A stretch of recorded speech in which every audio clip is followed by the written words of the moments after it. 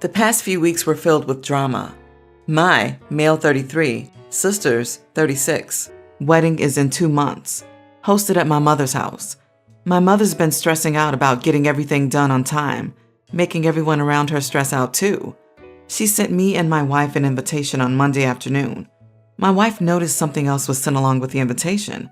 She came to me and handed me the envelope, and she looked so upset, almost crying. I opened it and found that my sister sent a 30-day pre-wedding diet plan. I looked at it, and I don't know what to say about it, honestly. I don't know whose idea this is or who made this plan, but it's awful. Literally the worst thing I've seen in a while. My sister basically wanted my wife is pregnant, by the way, to lose weight by following this diet so she could look fit at the wedding. 2 things. 1, some of those meals my wife is allergic to. And 2, my wife isn't even one of my sister's bridesmaids, for Christ's sake. I get it that it's her special day or whatever, and I get that my sister takes care of herself, literally can't help but look in every mirror she passes, but she's turning into an awful pridezilla. My wife and I felt offended. She cried because of this. I called sister and I argued with her, and after she berated me for objecting her plan and said I was trying to ruin her day, I told her we're not coming and that I threw the invitation in the trash bin. She got my mom involved. My mom argued with me, saying as her brother, I needed to support her and be there for her. Said that I shouldn't make this personal because everyone got a copy of this plan, including her. But mom is diabetic, so I don't know how that works. I reminded her that my wife is pregnant, but she said I was making a big deal out of it, causing drama, and refusing to go with the flow. We argued for 30 minutes, then I hung up. I've been sick, bedridden sick, for days, but I had to get up on my feet to deal with this. I spoke to her fiancé to see what he thinks, and he blatantly told me to keep him out of my family's shenanigans. I don't blame him. His father's in the hospital, and my sister doesn't let him visit and keeps him busy with the wedding. She's 36, trying to look younger because her fiancé is 29. She used to take care of her appearance before meeting her ex-husband. My mom didn't stop calling me, saying I'm overreacting and I'm being harsh on my sister and that I hurt her feelings a lot. Maybe my family is insane, or maybe I was harsh on her. They called me stubborn and that I was cruel to her. I just couldn't handle it. 100% you are not the idiot. Your wife is pregnant. Like she shouldn't be worrying about her diet. Like what on earth? No offense, your sister is crazy for even sending out a diet plan to a pregnant woman. Plus, she's not even in the wedding, so what your wife looks like shouldn't even be a worry. Plus, even if she tried some sort of diet in 2 months, baby is gonna get bigger. She will gain weight anyway. Does sis not realize how pregnancy works? I sincerely hope they will not get married. Future husband sounds like a doormat, and he will be absolutely miserable married to such a controlling person. Truly, sending a pregnant woman for a diet is one of the most ridiculous things I've ever read here. OP has every right to not go, and he should explain why to every member of the family that questions him. You are not wrong here. You are not the idiot. You could send your sister a 30-day pre-wedding personality repair plan. Right? Everyone else can lose weight. How do you fix ugly on the inside? You are not the idiot. Your sister is crazy. Also, she's keeping her fiancé from seeing his hospitalized father? I'm assuming not for global issue reasons. Maybe you should take the poor guy out for a beer and ask him if he really wants to sign up for decades of this, and remind him that every bit of drama is originating from the woman he actually is going to be living with. My fiancé and I have been together for 3 years and are getting married late next year, assuming things have improved in the world by then. She doesn't make a lot of money, so we split expenses, 30-70, which I don't mind. Her car is a hunk of junk and would cost me more to fix the broken AC than the entire car is worth. So she's been looking to get a new, used car before the summer. Her birthday is coming up, so I decided to surprise her.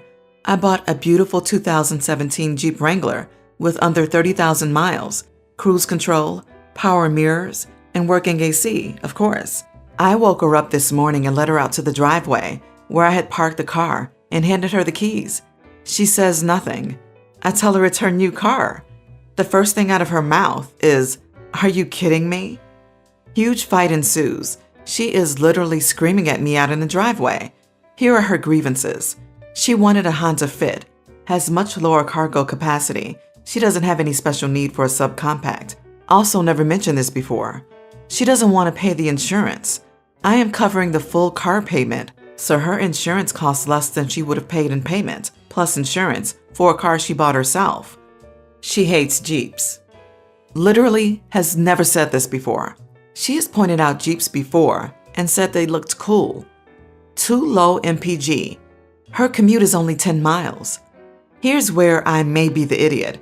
I called her a spoiled little brat because that last point especially really got me angry, and I took the car to work with me since apparently she didn't want it. She has been blowing up my phone all morning, basically demanding to know if I really bought the car and if it's too late to return it. I haven't responded, but I don't know if I am fully justified or if I should just calm down first before I call her back. You are the idiot. You're dismissing all of her concerns because they aren't valid to you. Too low of MPG for her? Who cares? You think it's fine. It's an SUV and not a car. Who cares? You like the storage. It's a color she doesn't like? Who cares? You do. I doubt she was the only one screaming in the driveway. You are dismissive and apparently can't be bothered to know what kind of car she really likes. You bought her a vehicle, sure, but it's one she doesn't like and had no say in. If she bought you a bright pink Prius, are you supposed to just say thank you and pretend to love it for the next 5 to 8 years? He bought himself a car. I'm shocked at the amount of people who still think she should just be grateful for a gift she didn't ask for, choose, or want. Just because he spent a lot of money, that doesn't make it a good gift. You are the idiot. You don't buy someone something as big and as important as a car without consulting them first, or at least without being 100% sure you know exactly what they want, as opposed to what you think they should want. Take it back, and if you still want to help her out, offer to go shopping with her. You are both idiots here. Big purchases warrant a discussion and should never be done as a surprise unless you know for sure what the other person wants. I think you were trying to do something nice here, so I don't want to call you a full-blown idiot, but I think you have miscalculated this big time. Your fiancé is being a massive tool. I understand that she was shocked, and while some of her points are legitimate, there was and is a nicer way to communicate that, especially since you were trying to do something nice for her birthday. My husband and I have a daughter named Karina. We loved the name Karina from the get-go and decided on it before she was even conceived. Important context, my husband is white and I'm Punjabi. I'm the only one of my siblings and cousins to have married a white person. My family is fine with it, but it's definitely a noteworthy thing because I'm the only one. This cousin is tall. This cousin loves to go hiking. This cousin married a white guy. LOL. My parents fawn over my husband and my sister's husband because in Punjabi culture, it's normal to flatter your daughter's husband. I guess in the olden days, it was to make sure she didn't get returned to the original owner. LOL. So my husband's always had a really positive relationship with my parents. When our daughter was born, immediately my family noticed that Karina sounds close to the Punjabi name Kiran, so they jokingly call her Kiran, and it stuck right away. It's not a joke anymore. They say it so naturally that it's legit her name to them. I never thought anything of it. All of my nieces' nephews have Punjabi names that we say with a Punjabi accent, even when we're speaking in English. Everyone on my side calls her Kiran exclusively. My husband noted a few months ago that he doesn't like it, but I told him I don't think it's a biggie. He said we named her Karina, and I said okay. That's what 90% of the people in her life will call her. It's not like it's going to cause some identity crisis. Yesterday, when my mom was visiting, my husband randomly says, "I'm tired of you calling her by another name. She is our child, not yours, and you need to respect that if you want to see her." If any of you are Punjabi or from another family-oriented ethnicity, you know that speaking to a parent figure like this is, oh my God, no. Like, what? Stunned silence. My mom left immediately. She told my dad and he was mad. He told my brothers and they were near seeing red. Again, for Punjabis, someone speaking like that to your mom is the epitome of fighting words. I told my husband 2 things. 1, he needs to get over the nickname. It's not that deep. It's not going to cause an identity crisis, and there's no control to fight over. My parents see our daughter maybe twice a week, and just to play and spoil her, aka normal grandparent stuff. He can never ever speak to my parents like that. Any issue with them needs to go through me. I think we can salvage things from here, but if he ever said something like this and it got back to my siblings, things would go south real quick. He's mad that I'm not defending him or taking his side. I've listened as he's explained. Her birth name is Karina, and that's her identity. We can't let other people change her name. And I legit don't see a valid point. Our daughter is lucky enough to have a huge family that wants to spoil her. Why mess with that? You are the idiot. Imagine if this was the other way around. If you have given her an Indian name and your husband's family was constantly westernizing it and refused to call her with the original name, all would break loose. Insults would be heard in every sentence. How he doesn't respect your culture, yada yada yada. Well, that's exactly what you do. You also said your husband had to go through you and not speak to your parents like this. He actually did, and you dismissed him. You are the idiot, again and again. You are so wrong. Your husband is raising a child, concerned just because it sounds the same. It is not the same. You are saying he doesn't have the right to express discomfort over a nickname they chose because they think it's close enough. Newsflash, this man is the father of the child you made together. He does have the right to say something about it, and he doesn't have to go through you to talk to them. You don't even describe what the two names mean. You are all idiots here. You suck for completely steamrolling your husband, even though he feels disrespected and unimportant in his own child's life. You do not seem to care about that at all. Your husband sucks not for requesting that they call your child by its name, but because he demanded it so disrespectfully when he snapped. Your parents suck for weirdly refusing to call the baby by its name, and for not understanding that in your husband's culture, it's perfectly fine to tell parents when they're out of line. My parents are going through a divorce. It was a long time coming, and having to spend a lot more time together because they both had to work at home was the last straw. I know I probably sound a bit uncaring, icy about all of this, but at this point, I think everyone is better off if they separate. The last 4 years have been marred with constant arguments, cheating and whatnot. Bad. My mom in particular has been using me as an emotional support animal, and I'm sick of it. By some miracle granted by the very gods, they have been amicable, at least when it comes to splitting their finances, stuff they own, all of that. My mom moved to her new boyfriend, and my dad is keeping the house. Now that they've got it all figured out, they only had one thing left to decide, and that is what to do with me. Unfortunately, they assumed I would want to spend 1 week at Dad's place, the other at Mom's place, and it's just a no for me. When they said what they had decided to do, I said no and explained I wanted to stay with Dad. I gave the reason that I wanted to go to school here. My job is here, and I don't want it interrupted. In reality, though, it has a lot more to do with me not liking my mom's boyfriend, one of the guys she cheated. Before you ask, Dad cheated plenty of times too, with a man who has 2 kids. No interest in living with 2 random kids 50% of the time, of his own, who live with him full time. And I'm just a lot closer to my dad in general. We are a lot more alike, and he isn't emotionally draining like my mom. When I said this, Mom broke down and begged me to stay with her full time instead. I said no. She threatened to go to court over this, but my dad pointed out that was a waste of time because I'm old enough to where my decision will pretty much be final. That was last week. My mom's side of the family has gotten involved since, telling me I need to keep my mom's feelings into account and support her. And my grandma has gone as far as to demand I go live with my mom instead. I am aware I'm not the most empathetic person. Far from it. I have a tendency to only look at things from my own side. But my mom is clearly broken up about this. She calls me several times a day crying. I want to know if I am the idiot here. Please be blunt. You are not the idiot. It's a sad state when you're the most adult in the whole situation.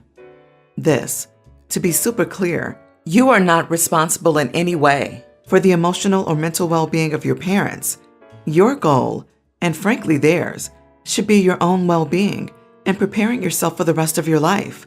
Parents that use their kids as an emotional tether are putting their own feelings and well-beings above their kids, and it has an overwhelmingly destructive effect.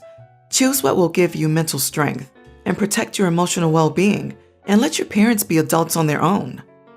You asked for blunt, so here goes nothing. You are not wrong. If your mother is treating you as an emotional support human, which I completely believe, then she's acting inappropriately, bordering on emotional mistreatment. Guess what though? Even if your mom was a perfect picture of healthy parenting and you wanted to live with your dad, you're still not wrong. You're a person. Your opinions and preferences matter. You're nearing adulthood. Your decisions within reason should be yours. Good luck. My husband, 22, and I, 22 female, both come from pretty religious families. My family is much poorer than my husband's, and once I became an adult, they told me point blank they can't really afford me living with them unless I got a job. My job didn't make enough money, and when I told my husband, then boyfriend, he offered for me to move in with him and his parents. We agreed to a set of rules: separate rooms, waiting until marriage. I dress before coming downstairs, don't make noise after a certain time, no PDA, etc. They all seemed reasonable, and we followed them too. We got pretty lucky in that we got married right before quarantine, but it did interrupt our honeymoon. Anyway, after coming back, we're still living with my in-laws. We can't afford to leave right now, and we were both pretty surprised to find out none of their rules had changed. We tried to bring it up with them, but they said they're doing us a favor, which is true, so we gave up. I understand that I am in the wrong because I agreed to these rules, but I miss him at night. Even if it was a no intimacy rule, I could honestly abide by it. I just want to sleep next to him. My husband feels the same, and now that it's been a year, we both really can't take it anymore. I asked my mother-in-law again, and she repeated the same thing she'd said from the beginning. They're doing us a favor, and we can just move out if we don't like it. And they informed both of us of the rules before I originally moved in. I got a bit emotional. I don't know why. And I said, we can't do it anymore. And that got her very upset. She told me we should be more grateful that they're helping us out at all, and that I clearly don't know real suffering to treat this as if it is. I get where I overreacted, and I know I agreed to the rules, but am I the idiot? This feels unreasonable. Our original plan was to have the wedding, live with his parents for a little bit. We've discussed it with them, and then move into a cheap apartment. The problem is we both lost our jobs and are struggling right now, although I'm doing commission work. My parents are also struggling for money, and we loaned some to them that they're not able to pay us back as of now. Adding on to all that, we also have to pay our in-laws, although the amount is low. If they're Christian, therefore what God has joined together, let no one separate. I bet you bucks you can find a matching scripture passage for every other conservative religion. Hit them over the head with their own weapon. You are not wrong here. You are not the idiot. I'd call her bluff. Do something like, over breakfast, mentioning you're looking at housing in XYZ city and the prices are really affordable. Just make sure XYZ city is 1,000 to 2,000 miles plus away from where your in-laws are.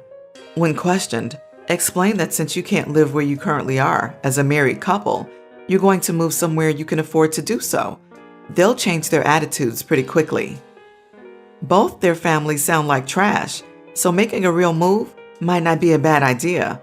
Also, OP, why are you loaning money to your parents when they kicked you out because your job didn't pay enough to pay them the exorbitant rent they required? Don't bend over backwards for people who won't lift a single finger for you. Letting you continue to live there after you became an adult would not have increased their expenses by 1 single cent, but they still said no. All they can see you as is an ATM. Get all these people out of your life. They're toxic and controlling nightmares. You are all the idiots here. Your in-laws want you to move out. Their way of going about it isn't wonderful. Asking you to sleep in separate rooms is probably their passive-aggressive way of saying get out. You are being fed and housed for a nominal fee. If you don't like the rules, then move out. If you are unable to move out, then abide by the rules. Frankly, getting married before you're financially independent is a pretty terrible decision, considering finances are the second leading cause of divorce.